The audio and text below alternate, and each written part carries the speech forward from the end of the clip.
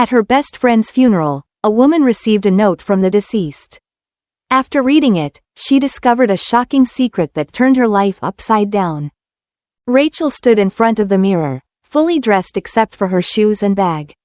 She wasn't late yet, but it was time to leave. However, she couldn't tear her eyes away from her reflection. She despised the color black, but today, it didn't matter. She wore a knee-length black dress, tights, and jacket. Her dark hair was pulled into a tight ponytail, and her face was bare, devoid of makeup and lipstick. She held sunglasses to hide her sorrowful eyes and the inevitable tears. She knew she would cry today because her best friend was gone, and she was going to say her final goodbye.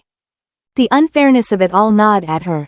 Amelia was still so young, almost the same age as Rachel, just 2 years apart. How could someone leave this world at 34? It shouldn't be possible. Why did Amelia's heart suddenly stop? Or had she been seriously ill and hidden it from everyone? Rachel had no answers. All she knew was that Amelia was no longer alive, and in a few hours, Rachel would bid her farewell for the last time. Rachel took a deep breath, fighting back tears. She smoothed her already perfectly ironed dress. It was time to go. She put on her sunglasses, grabbed her bag, and left the house. At the cemetery, Rachel was overwhelmed by the crowd. She recognized almost no one. Amelia had always said she had no family, just an aunt who hadn't come.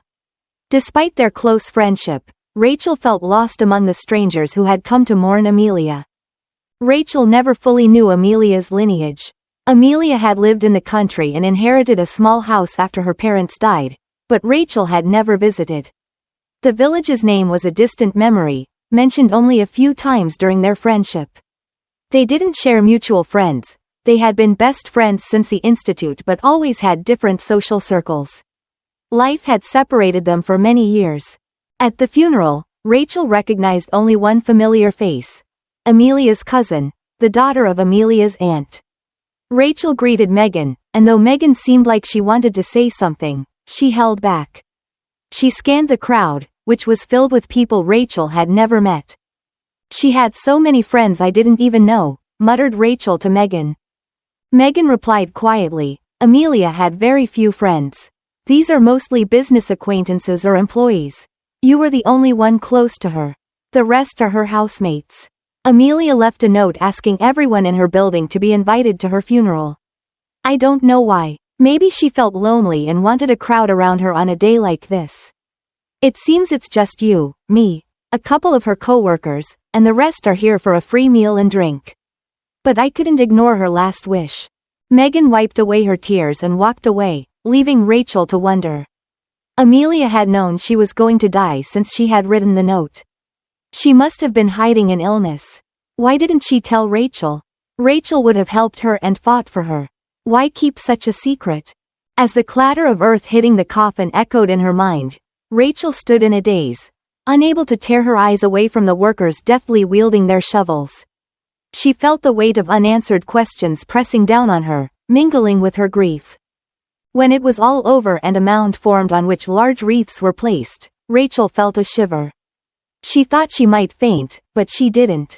Only her heart kept trembling inside, and Rachel knew the pain of losing her friend would never subside. Now, Rachel was all alone. On her way home, Megan stopped her. I need to talk to you. Let's move away. I don't want any witnesses. They moved away from curious ears and eyes, and Rachel looked curiously at Amelia's cousin. Megan pulled a white envelope with no writing on it from her purse. She held it for a moment before handing it to Rachel. Take it, it's for you. Rachel turned the envelope in her hands, examining it from all sides. What is it? Megan shrugged, her demeanor enigmatic. It was hard to tell whether she didn't know what was in the envelope or didn't want to discuss it. I was supposed to give you this letter. Amelia wrote it for you. I haven't read it. Amelia said to give it to you if she was suddenly gone. That was about 3 months ago. Amelia knew something would happen to her, so she gave it to me. I asked her what was wrong and why she started thinking like that, but she laughed and said anything could happen. I didn't pay attention. If I had known. Megan wiped away her tears, said goodbye to Rachel, and walked away. Rachel stared at the envelope, wanting to open it immediately, but restrained herself. If it was Amelia's last letter, she should read it at home. She didn't want to burst into tears in front of strangers. An hour later, Rachel was home. She didn't even undress, threw her bag at the threshold, and entered the living room. She climbed onto the sofa with her feet and slowly opened the envelope. Inside were 2 pieces of paper. Rachel immediately recognized Amelia's neat handwriting. Tears welled up in her eyes. Why didn't you tell me anything, Amelia? If nothing could help you, at least I could have been there for you, whispered Rachel sorrowfully. She sighed, tried calming down, and read the letter. My dearest Rachel, you know how much I love you and what you mean to me. If you are reading this letter now, I am gone. I'm sorry I haven't told you anything about my health. You see, I knew you would have made me do everything possible, would have made me fight to the end, but I didn't need that anymore. The chances of survival were so slim that it would have just prolonged my suffering. I made my choice, my dear. I'm sorry I didn't tell you, and I'm also sad about what I had to hide from you for years. And that's something you're sure to hate me for. But when I tell you why I did it, maybe you won't hold it against me. I made a choice once, perhaps it was wrong, but it's too late to talk about that now. I want to confess to you that Rachel read the letter, her face growing paler with each line. By the time she reached the end, she could no longer hold back her tears. How could you? How is it possible, Amelia? Why didn't you confess everything? Everything could have been different. Why did you sacrifice yourself for me? You could have lived your life differently. Why did you do that? Rachel cried for a long time, the letter lying in her lap. When she finally calmed down, she picked up the letter again, rereading it. A whole gamut of emotions flashed across her face. Anger, resentment, confusion, indecision, anger again, bitterness, and confusion again. Finally, determination froze on her face. She knew what she had to do. The only question was how James would react to it. After all, this concerned him more than her. How would she tell him? How would she explain everything? Rachel and Amelia had met during their first year at the institute. They shared a room in a dormitory. Rachel was only 18 and had entered the institute right after high school, while 20-year-old Amelia didn't manage to get in right after high school. She succeeded on her 3rd attempt. They became friends right away. Though a country girl, Amelia was the closest thing Rachel had to a city girl. At first, neither thought about boyfriends, as they had the same goal: to study well and graduate with honors. They spent all their free time studying. 6 months later, they began socializing more, going out with their classmates. But Amelia still preferred Rachel's company over others and often refused noisy outings, citing fatigue or other excuses. She usually walked in the nearby park, where she met a young man. Violent feelings flared up between them, and Amelia fell in love deeply. She believed the young man loved her, too. A month later, she confided in Rachel about her relationship.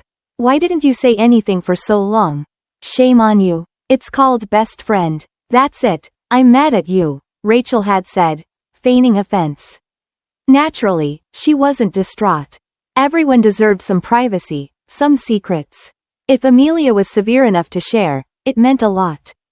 Okay, I'm not mad. Tell me who he is. Does he love you? Have you had a relationship yet? Tell me quickly, Rachel demanded eagerly. Amelia thoughtfully twirled a lock of her long blonde hair. He's wonderful. I think he loves me a lot, too. And yes, we were close. You'll see him soon. I'll introduce you. Just wait a little while. You'll find out. And now, all these years later, Rachel was left with the remnants of those memories and the weight of Amelia's final secret. She steeled herself, knowing she had to confront James and reveal the Rachel that Amelia's hidden for so long. Amelia didn't tell Rachel the guy's name or age, and she didn't have any pictures of him.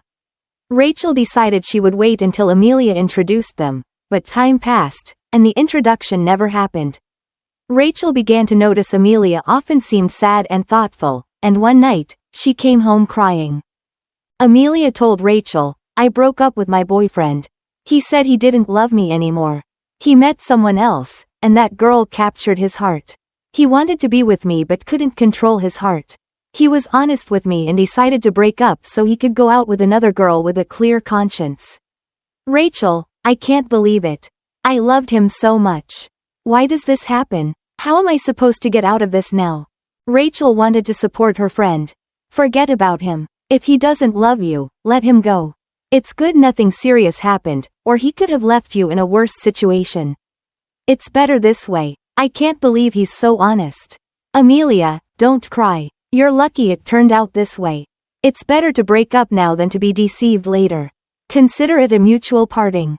You will meet a nice guy who will carry you in his arms, marry him, and have many kids with him. Amelia stared silently at the ceiling, whispering, I'm going to have a lot of babies. Yes, I'll give birth to a bunch of babies. Rachel tried every day to cheer her friend up. After a month, Amelia seemed to have recovered a little from the hard breakup. Then Rachel confessed, I've wanted to tell you for a long time, but I was afraid to admit it. You were so sad, and I feared you'd be even sadder when you saw how happy I was. But now I see that you're starting to come around, and I want to share it with you. I met this guy, Amelia. I think he's the one. I'm so in love with him. I fell in love with him at first sight, and I think he's really into me, too. You should see how he looks at me as if I were the only one in the world. We've known each other for 2 months, but we only started dating a month ago. I don't know why he waited a month. We met in a general company many times, and I saw how he looked at me. Anyway, we are dating, and he always says he wants to be with me all the time. Can you imagine, Amelia? He's probably hinting that he wants to marry me. Amelia watched her best friend with a sad smile, the irony not lost. Amelia had broken up with her boyfriend a month ago, and at the same time, Rachel had met her love. Everything in this world is relative. I want you guys to meet, Rachel said. We're going for a walk in the park today. Will you come with me?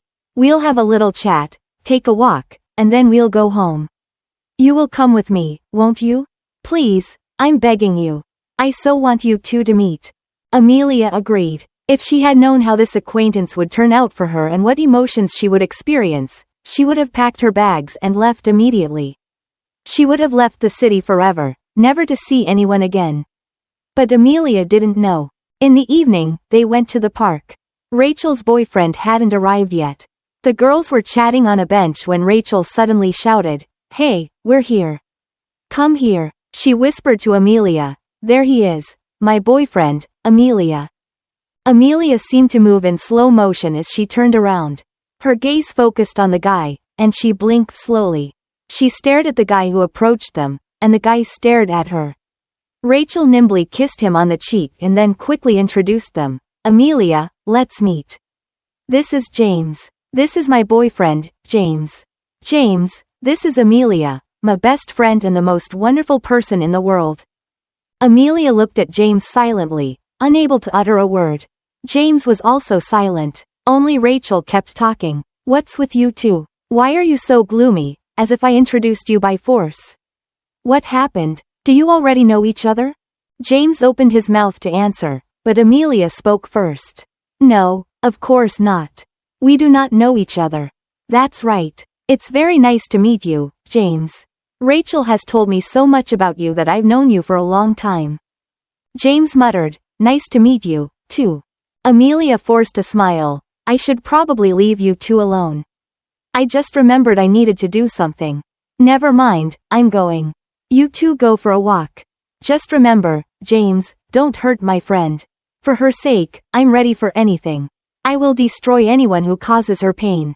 Do you understand? I'm happy you make her happy. She's glowing. Be happy. I'm happy for you both, and you two are very compatible. Okay, well, I gotta go. Amelia left. When Rachel returned to the dorm, Amelia was gone. There was only a note in which Amelia explained that something was wrong and she had to leave urgently for the village. It took Rachel a couple of weeks to get in touch with her friend. It turned out that Amelia had left the institute, not dropped out but taken a leave of absence for family reasons. It concerned her aunt, her only relative. Amelia said she would be in the countryside to care for her aunt for about a year. Amelia strongly disagreed despite Rachel's insistence on coming and helping her friend. No, she said firmly. Study, mind your own business. I'll be fine. I'll see you later. I can't right now. Rachel wanted to visit Amelia later, but Amelia wouldn't even give her the address. They hadn't seen each other in 5 years. Amelia never went back to the institute. They called each other occasionally, but their communication was no longer as close. Everything had changed during those 5 years. Rachel managed to marry James, graduated from the institute with honors, and they wanted to have a baby right away. But it didn't work out for a few months. Rachel went to a doctor, and after many examinations, it was found that she had a congenital pathology that would prevent her from ever becoming a mother. This was a terrible blow for Rachel. No matter how much James comforted her, saying it wasn't the main thing, she couldn't take the news calmly. She had a nervous breakdown over it. Eventually, Rachel decided they couldn't stay together. You deserve a better woman. You need a real woman, not me. It would help if you had someone who could give you children. I can never make you happy. I can no longer be with you. Rachel stood her ground despite James's efforts to console and persuade her. Their family life was over. They divorced, and James immediately left for another city to escape the place where he couldn't be happy. Almost immediately after their separation, Rachel called Amelia and told her everything. Amelia arrived at her place 3 days later.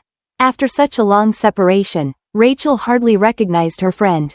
Amelia had changed so much, become more mature, as if she had endured some severe ordeal.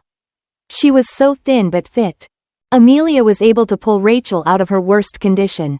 She stayed in the city most of the time, occasionally returning to the village but never for long. She would always come back to the town. She rented an apartment and never got married. She said she didn't need to. After a while, Amelia started a small business. She opened a vegetable store, which quickly became very popular due to the high quality of the products sold there. Her business was booming. Rachel started a new life. Of course, she continued to love James and did not need other men, but she no longer considered herself a woman someone could love. She still saw herself as a freak. Rachel was snapped out of her memories by a phone call. It was Megan. Did you read the letter? Rachel closed her eyes and answered, You knew everything? Yes, I knew. She made us promise never to say anything, and I'm glad you found out. It's too bad it didn't happen until after she left, but it was her choice. Rachel, you have to go. Rachel frowned. I'll think about it. She gave me the right to decide for myself. I'll go to the village tomorrow to meet her. God, I can't believe it. How could she have hidden this for so many years? Maybe she made a mistake, but it was her choice. My mother is waiting for you, Megan replied. The next evening, Rachel was already in the village where Amelia was born and where she had lived for those 5 years after leaving the institute. Rachel looked again at the address written in the letter. Yes, it was here. Rachel stood indecisively for a few more minutes, unable to muster the courage to open the gate. Then, the door to the house opened, and an older woman came out. She stared at Rachel and then shouted, Rachel. Rachel realized it was Mrs. Johnson, Amelia's aunt. She knew why Rachel had come. Mrs. Johnson nodded at Rachel and waved her in. Rachel entered, took off her sneakers, and walked into the house. Inside, she saw a boy and a girl sitting at the table. Mrs. Johnson spoke softly, Rachel, these are Amelia's children. This is James, and this is Emily. Rachel's heart skipped a beat as she took in the sight of the children. The resemblance to Amelia was unmistakable. Tears welled up in her eyes as she realized the full extent of Amelia's sacrifice and the secret she had kept for so long. Mrs. Johnson continued, Amelia wanted you to know the Rachel. She wanted you to meet them. She knew you would care for them if anything happened to her. Rachel nodded, overwhelmed by the enormity of the revelation. She knelt at the children's level and smiled through her tears. Hello, James. Hello, Emily. I'm Rachel. I'm a friend of your mother's. The children looked at her with curiosity, and slowly, smiles spread across their faces. Rachel knew at that moment that she had found a new purpose, a way to honor Amelia's memory and her love for her friend. They were a brother and sister, both 12 years old, holding hands and looking intently at Rachel. Hello, they said simultaneously, their eyes fixed on her. Rachel sat down on the chair offered by Mrs. Johnson. Hi, she could barely say. Are you Mom's best friend? She told us a lot about you and your father, too. Did you come to meet us? Mom told us before she left that you were coming, the girl said quietly. Rachel looked at Amelia's children. God, how much they look like James. When Rachel had introduced her best friend to her beloved young man, she had no idea that Amelia was the one James had left for Rachel. He had been dating Amelia, and Amelia loved him very much. But the heart can't be controlled. James met Rachel and instantly fell in love with her. He admitted this to Amelia because he didn't want to deceive her. They broke up, and James started dating Rachel. James didn't know that Amelia was already pregnant by him when they broke up, nor did Amelia understand at that time. She found out just before Rachel decided to introduce her to her boyfriend. Amelia thought she could tell James about the pregnancy, but when she saw that James was in love with her friend, she realized that she couldn't do it. She decided that she would never tell Rachel that she was in love with James too and that he was pregnant. James never told Rachel that Amelia had been his girlfriend before her. Amelia left everything and went to the village, deciding to keep the baby. She told everything to her aunt, crying and sobbing. Her aunt supported her and sheltered her. After a while, Amelia gave birth to twins Daniel and Grace. Rachel sat in silence, overwhelmed by the revelation. Mrs. Johnson broke the silence. Amelia was fearless. She raised them on her own with my help. She wanted to protect you, Rachel. She didn't want to come between you and James. Rachel looked at Daniel and Grace, tears streaming down her face. I had no idea, she whispered. Amelia was so strong. She sacrificed so much. Daniel and Grace looked at each other and then back at Rachel. Mom said you were the best friend she ever had, Daniel said softly. She told us to trust you. Rachel nodded, wiping her tears. You can trust me. I promise to take care of you both. Your mother was incredible, and I owe her so much. Mrs. Johnson placed a comforting hand on Rachel's shoulder. You can honor Amelia's memory by being there for these children. It's what she wanted. Rachel nodded, feeling a sense of purpose and determination.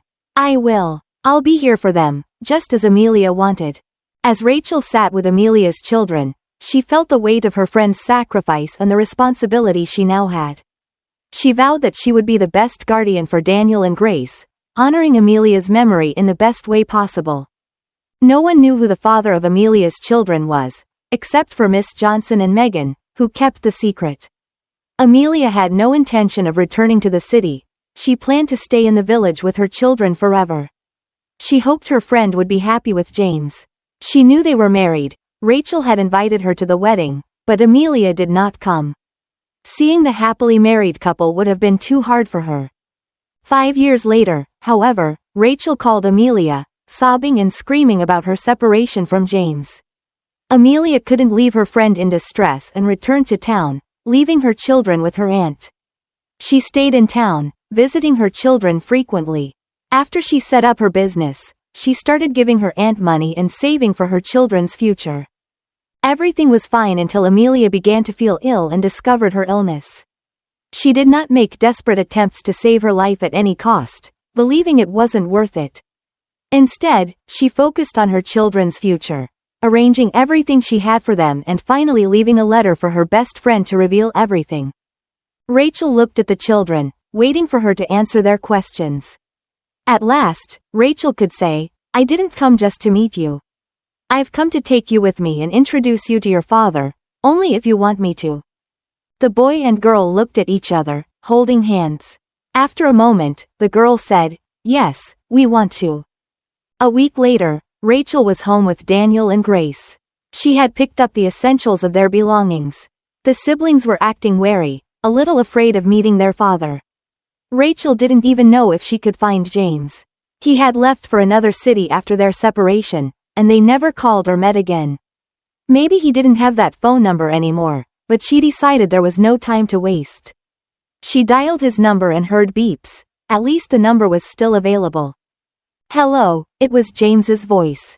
Rachel and James remained silent. Then he said, I didn't delete your number. I know it's you, Rachel. Rachel blushed and immediately asked him, Why didn't you ever tell me you were dating Amelia? James replied, You know, I wanted to tell you right away when you introduced us back in the park, But Amelia made it clear she didn't want me to tell you because she hadn't told you either. Suppose you're asking me, after all these years, you must have just found out. Did Amelia tell you? Amelia's gone, Rachel said quietly. James fell silent. After a minute, he said, "That's too bad. I'm sorry. She left me a letter in which she told me everything. You must come to me urgently because there is someone I must introduce you to." Introduce me? Introduce me to whom? I don't understand anything, James said, confused. I have to introduce you to your children, Rachel replied. 2 years they were past. James and Rachel got married again. Throughout this time, they continued to love each other and couldn't resist their feelings. Daniel and Grace lived with them. James couldn't believe Amelia had hidden Rachel from him and kept the children from him for so many years, but he forgave her. Just like the first time, Amelia gave James and Rachel a chance to be happy. The first time, she stepped aside, allowing the loving hearts to be together. The second time, she reunited them and entrusted them with her children, whom she loved more than anything else. The story is a poignant tale of sacrifice, love, and forgiveness. It revolves around Amelia, who makes the ultimate sacrifice for her best friend Rachel, hiding the truth about Rachel's relationship with James and the existence of their children to ensure Rachel's happiness. Amelia's selflessness and strength are profoundly moving as she endures excellent personal pain to protect those she loves. Amelia's decision to leave the city and raise her children alone speaks volumes about her character.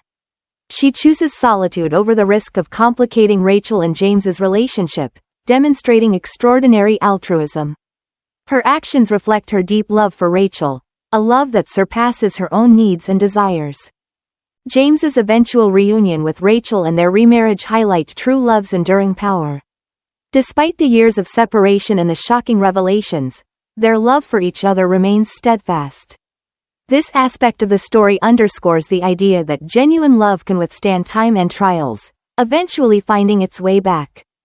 The story also emphasizes the importance of forgiveness.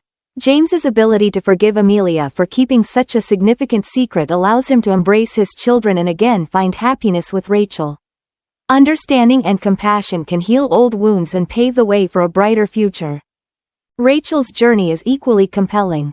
She moves from deep despair and self-doubt to a renewed sense of purpose and family. Her acceptance of Amelia's children and her commitment to them testify to her strength and capacity for love. Overall, this story is a touching exploration of the complexities of human relationships. It reminds us that love often requires sacrifice, that forgiveness is essential for healing, and that true friendship can withstand even the most challenging circumstances.